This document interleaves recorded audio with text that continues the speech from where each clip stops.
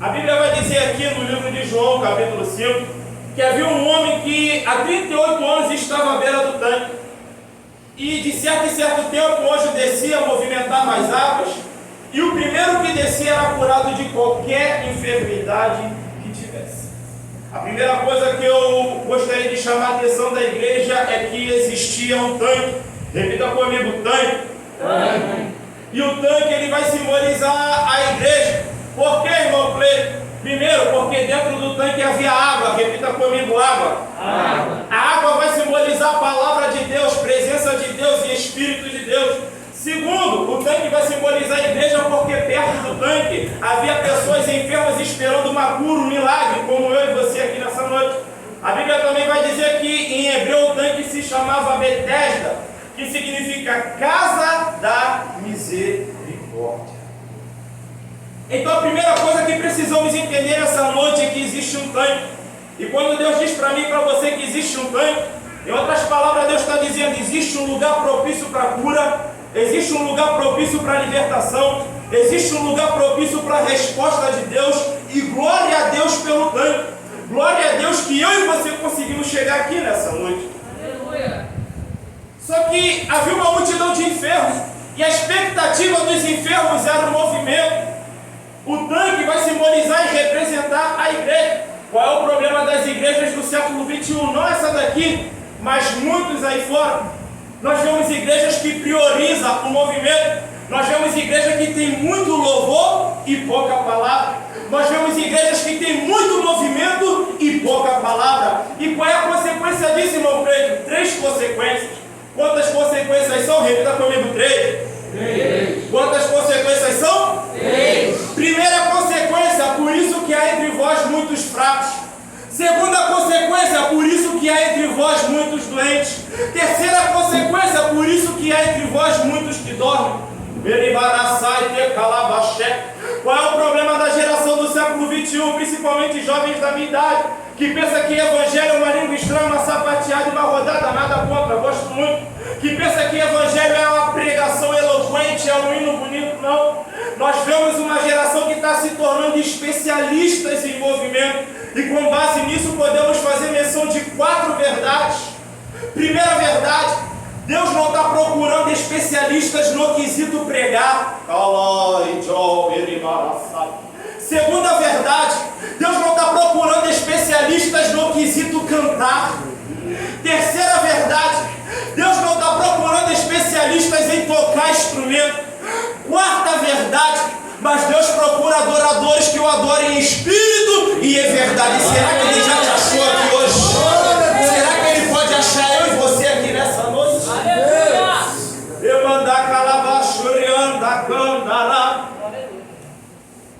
E nós vemos uma geração que é especialista em movimento. Uma coisa que o Espírito Santo de Deus me fez atentar é que naquele tanque, perto daquele tanque, havia cegos. Repita comigo, cego. E aí tem a cegueira física e tem a cegueira espiritual. Livro de 1 Samuel, capítulo 2, versículo 27. A Bíblia vai dizer que Deus levanta um homem de Deus para profetizar contra a casa de Eli. E quando esse homem de Deus vai até Eli profetizar contra ele, ele diz: Eli, você honra mais a teus filhos do que a mim. A cegueira espiritual chegou na vida de Eli. A Bíblia vai dizer em 1 Samuel capítulo 4, a partir do versículo 15, que Eli está assentado na cadeira e que seus olhos já estão escurecidos de forma que não podia ver por causa da velhice. Agora a cegueira ela é literal, agora a cegueira ela é física. A Bíblia vai dizer que um dos que fugiram da batalha chega até Eli, dizendo: Ofni e Finéias, seus 2 filhos estão mortos e a arca foi levada. Eli, quando recebe a notícia, a Bíblia vai dizer que ele cai da cadeira, quebra o pescoço e morre.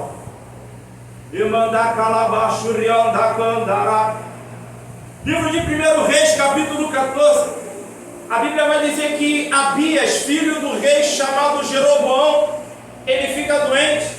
Jeroboão chega para sua mulher e diz: se desfaça, vai até o profeta Aías, aquele que profetizou que eu seria rei, leva mel, leva pão, entre outras coisas, para o profeta e pergunta o que é que sucedeu ao menino devido a essa enfermidade. A Bíblia vai dizer que a mulher de Jeroboão, ela se disfarçou, só que Deus já havia visitado o profeta dentro da casa dele, já tinha falado que ela iria até ele, já tinha falado que ela iria se disfarçar e já tinha entregado a ele o recado que ele devia falar a ela. E a Bíblia vai dizer que o profeta Aías, os olhos dele também já estavam escurecidos e ele já não podia enxergar por causa da velhice.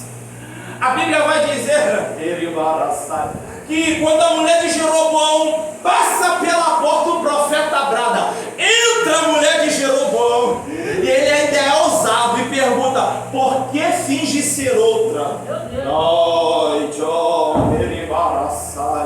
Deixa eu abrir um parênteses aqui para mim, para a tua vida.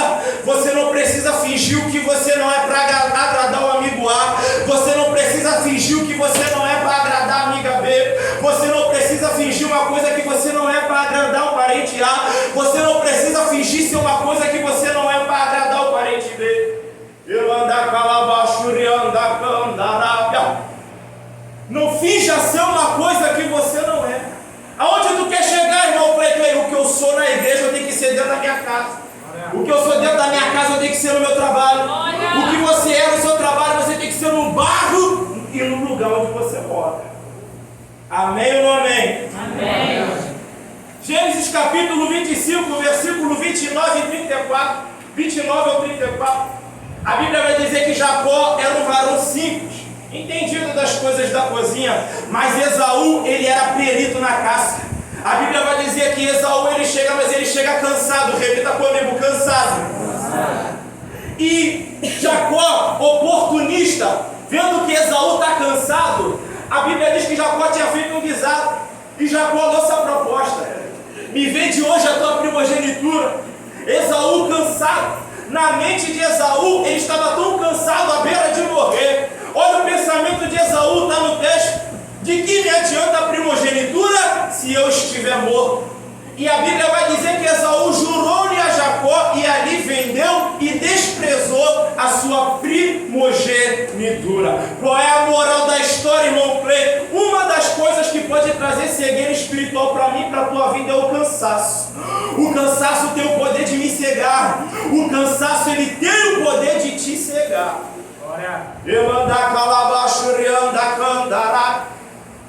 Gênesis capítulo 21, versículo 19. Um pouquinho antes do versículo 19, nós vamos ver que Agar está no deserto. Na mente dela, ela pensa: eu e a criança, eu e o menino vamos morrer. Ela se distancia do menino, porque ela não quer ver a morte do menino. Mas a Bíblia vai dizer que Deus se apresenta para Agar. Deus abre os olhos de Agar. Agar vê o poço. A Bíblia vai dizer que Agar pega da água do poço, dá de beber ao menino e enche o odre. Aonde você quer chegar, irmão? Deus abriu os olhos de Agar. Ou seja, o poço estava ali o tempo todo, mas foi Agar que não conseguiu ver. Por quê, irmão? Porque há desertos na minha e na tua vida que nos cega. Mas a Bíblia vai dizer que Deus abriu os olhos de Agar. Levanta a tua mão que eu vou profetizar. Eu não sei qual área da tua vida que o deserto chegou, mas como ministro de Deus eu profetizo sobre a mim e sobre a tua vida que esse deserto não vai te cegar. E se te cegou, estava cegando até hoje, porque hoje Deus, ele abre os meus e os teus olhos. Hoje você vê. Aleluia!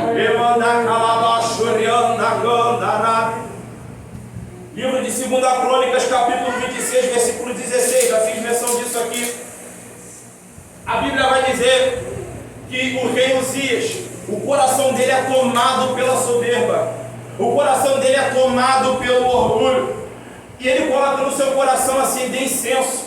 A Bíblia vai dizer que aproximadamente 81 sacerdotes valentes, corajosos, chegam até o rei e falam: rei, não compete a ti acender incenso. O rei insiste em acender incenso. Como se não fosse o bastante o rei insistir em acender incenso, a Bíblia vai dizer que ele se indignou contra os sacerdotes. Quando o rei se indigna contra os sacerdotes, a Bíblia diz que a lepra lhe saiu à testa. Aonde você quer chegar, irmão Cleiton? A soberba também tem o poder de cegar a minha e a tua vida. O orgulho também tem o poder de trazer cegueira espiritual sobre mim e sobre você. E além de trazer cegueira sobre a mim e sobre a tua nova vida, ainda corremos o risco de ficar leprosos. O que decalabada saiu, não sou eu, está no texto.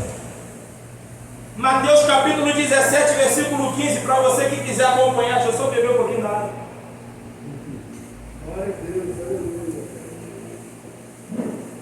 A Bíblia vai dizer que um homem vem até Jesus, traz o seu filho, a passagem do jovem lunático. Ele vai chegar até Jesus dizendo, ele muitas vezes caía no fogo e muitas vezes caía na água. A Bíblia não diz, mas eu gostaria de conjecturar que quando aquele jovem caía na água, ele caía numa água gelada. Logo entendemos que uma hora ele era quente e na outra ele era frio. O que é isso, irmão Cleiton? Uma hora prega, na outra não prega. Uma hora canta, na outra não canta. Uma hora lidera, na outra não lidera. Uma hora faz, na outra não faz. Aí a Bíblia vai dizer no livro de Apocalipse, eu conheço as tuas obras. Ah, se você fosse crente. Ah, se você fosse frio. Mas porque és morno, vomitar-te-ei da minha boca. A Bíblia vai dizer no livro de Jonas, capítulo 2, versículo 10, que Deus deu ordem ao grande peixe e o grande peixe vomitou Jonas, justamente onde Deus queria que ele estivesse. Repita comigo, vomitou. Vomitou.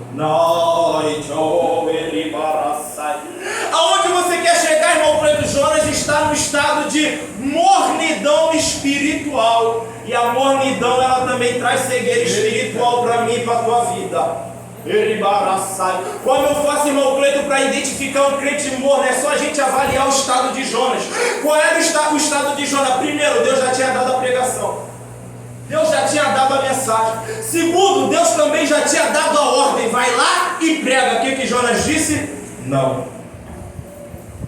Então, como eu faço, irmão Cleiton, no século 21, para identificar um crente morno? É aquele que pode pregar, mas não prega. É aquele que pode cantar, mas não canta. É aquele que pode arregaçar a manga e fazer e não faz. Por quê? Porque está morto. Meu Deus. Precisamos entender essa noite que dentro de mim e dentro de você tem um fogo. Repita bem forte comigo. Existe um fogo dentro de mim. Glória a Deus. Ei, o inimigo da vida atual, ele luta 24 horas para apagar esse fogo, para apagar essa chama. Mas a maior prova que essa chama ainda não se apagou é porque tu está aqui hoje. Glória a Deus. Se tivesse apagado, não estava não. Aí, e se tu chegou, tem uma palavra para você. O fogo arderá continuamente sobre o altar e não se apagará. Glória a Deus. Glória a Deus. A Bíblia vai dizer, voltando ao nosso texto, de João capítulo 5, versículo 7, a Bíblia vai dizer que aquele homem, ele queria descer. O primeiro que descesse era curado de qualquer enfermidade que tivesse. Literalmente aquele homem não conseguiu descer, por quê? Ele não conseguia ser o primeiro, mas no seu coração ele já havia descido. Como é isso, irmão Cleiton? Gênesis capítulo 22. Abraão, ele não chega a sacrificar o seu filho, mas quando ele está na trajetória, ele já havia sacrificado no seu coração, porque dentro do seu coração ele já havia sacrificado o seu filho. Ele só não precisa sacrificar literalmente, porque quando ele está com um cutelo na mão, que ele vai sacrificar o seu filho, o anjo brada, não faça tal coisa, porque agora eu vejo que tu temes a Deus. É mais ou menos isso. A vitória está na tua vida que nós só vamos receber quando nós descermos. Olha para o irmão que está do seu lado direito, para ela com muito carinho e respeito. Às vezes é necessário descer. E descer dói. Descer mexe com a nossa estrutura. Descer mexe com o nosso ego. Descer desce. Descer mexe conosco, porque ninguém gosta de descer. A Bíblia vai dizer no livro de Êxodo, capítulo 14, que quando Moisés levanta o seu cajado e estende a mão, Deus sopra o vento oriental toda aquela noite que abre o mar. Ei, você já ouviu falar de pessoas que morreram afogadas em rios? Você já ouviu falar de pessoas que morreram afogadas em lagos? por causa da profundidade do lago. Imagina a profundidade do mar. A Bíblia não diz, mas eu posso conjecturar que quando Deus abre o mar, antes daquele povo andar para frente, eles andam para baixo. Primeiro eles desceram. Mas tem gente querendo ver mar se abrir, mas não quer descer. A Bíblia vai dizer em Lucas capítulo 5 que os pescadores saíram para pescar, nada apanharam, desceram do barco e lavaram a rede. Quando eu desço, Deus abre a minha visão. Quando eu desço, Deus abre a minha mente e eu chego ao entendimento do que está acontecendo, que a coisa não está indo. O que está acontecendo? Quando eles desceram, Deus ativou a inteligência deles. A rede precisa ser lavada. Que decalabada sai. Quando você desce, Deus ativa a tua inteligência e te leva a entender o porquê que aquilo que você já tentou várias vezes sozinho, ainda não conseguiu. Ou porquê que aquilo que tu projetou tinha tudo para dar certo, mas deu errado. Te passo a labrada campo. Mateus capítulo 14, Pedro foi andar sobre as águas, mas a Bíblia vai relatar que antes dele andar sobre as águas, ele desceu. Tem muita gente querendo andar sobre as águas. Tem muita gente querendo ser pregador. Tem muita gente querendo ser um cantor, uma cantora. Tem muita gente querendo ser notado, notada por outras pessoas, mas não quer descer. Precisamos descer em oração, precisamos descer em jejum, precisamos descer, como o pastor falou aqui, no monte, Eribaraçai, Tecalabaxé. E quando chegar o teu momento, quando chegar a tua hora, porque vai chegar, eu imagino quantas vezes paralítico pensou, será que a minha vez vai chegar? Será que um dia eu vou ser o primeiro? Mas a vez dele chegou, nós vamos chegar nessa hora, permitir? Nós temos que estar no posicionamento de João Batista. É necessário que eu diminua e que ele cresça. A igreja está ligada. Jeremias capítulo 18. Veio a palavra do Senhor, Jeremias dizendo: vai e desce a casa do oleiro, e lá eu te farei ouvir as minhas palavras. Deus está falando para Jeremias: você vai ouvir a minha palavra, você vai ouvir a minha voz, você vai receber de minha instrução, mas eu só peço de você uma coisa: desce. E decalabadaça,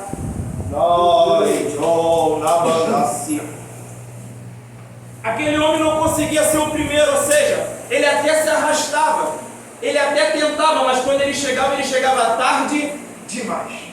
E tem gente que é assim, que só chega atrasado. Se marcar 7 horas, chega às 7h30. Se marcar 7h30, chega 8 horas. Se marcar ensaio, chega atrasado, isso quando vem. Essa é a primeira linha de pensamento. Segunda linha de pensamento, tem gente que pega atalho. Eu conheço gente que pegou atalho e está tentando aplanar as veredas até hoje e não conseguiu. Qual é o problema, irmão preto, de pegar atalho? É que você até chega no teu objetivo. Você até chega onde você sonha. Você até chega onde você projeta, mas não consegue manter. Por quê? Porque não é sustentado pela palavra. Levanta a tua mão que eu vou profetizar. Eu profetizo nessa noite que a tua vida financeira é sustentada pela palavra.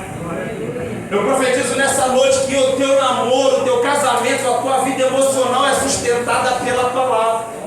A tua chamada, o teu ministério, a tua casa é sustentada pela palavra. Aleluia. Versículo 8. Jesus olha para aquele homem e diz: toma o teu leito e anda. Mostrando para mim e para a igreja que Deus cura com e sem movimento.